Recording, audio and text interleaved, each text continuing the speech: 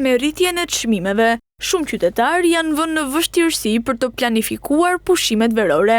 Disa prej tyre thonë se prej vitesh për shkak të pamundësisë kanë zgjedhur të mos pushojnë, ndërsa të tjerë Bregdetin e Durrësit e shohin si opsion të vetëm të lirë. Po thuaj se jemi në zero, jemi dy çift burrë e gruaje, fëmijët i kemi jashtë. Presim të na dërgojnë ata pa të bëjmë diçka. Të vim në Durrës qytet, në Durrës të plazh. Jemi shumë poshtë.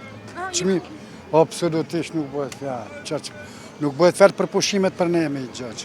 Po kam shku tash i kash disa vite që nuk shkoj, pa edhe për moshën, pa edhe ekonomia është e dobët, shumë e dobët. Me thënë drejtën do iki në shtatorën Pogradec. Po është vend i qetë dhe çmimet pak më të lira në krahasim me këto, me jugun e Shqipërisë. Pjesa tjetër, e cila mundet të organizojë disa ditë, po preferojnë të shkojnë jashtë vendit, pasi sipas tyre më pak kushton të pushosh jashtë vendit se sa në Shqipëri, krahasuar me vendet e rajonit. Një javë pushime në Shqipëri, kryesisht në jug të vendit për një familje me 4 anëtar, sipas operatorit turistik Aneo Hila, kushtojnë 2 fish më shtrenjtë në krahasim me një paket all inclusive jashtë vendit. Në jug të Shqipërisë, ku oferta është shumë e ulët edhe çmimet janë më të larta, një paket kur flasim një familje me 2 fëmijë, është minimalisht 2.000 euro në periudhën e qershorit, pa ajo vazhdon në mënyrë progresive dhe rritet.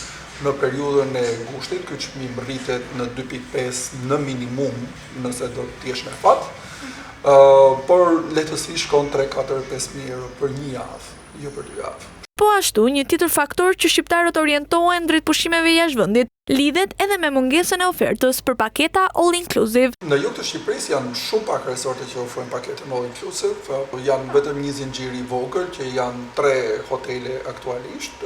Nëse shtohet në një tjetër gjatë rrugës, mirë do ishte.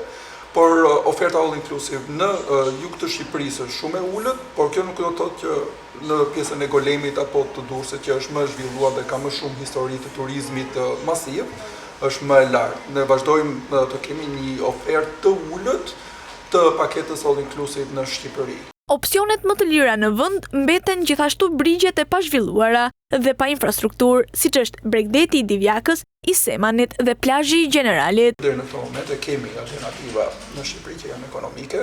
Kemi zonat për shembull siç është zona e Velipojës që ka hotele goxha të mira me çmime ekonomike që mund të shkosh e pushosh.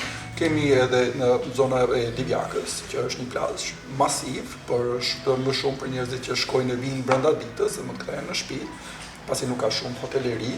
Është pjesa e Darzezës, në Fier, kështu që plazhi i Generalit në Kavaj, kemi cepa akoma ku ne mund të shkojmë në një mënyrë ekonomike, asnjëri nuk është i detyruar që të shkojë dhe të shtrohet në restorante dhe të fillojë të shpenzojë për te aftësive që ka për paguar.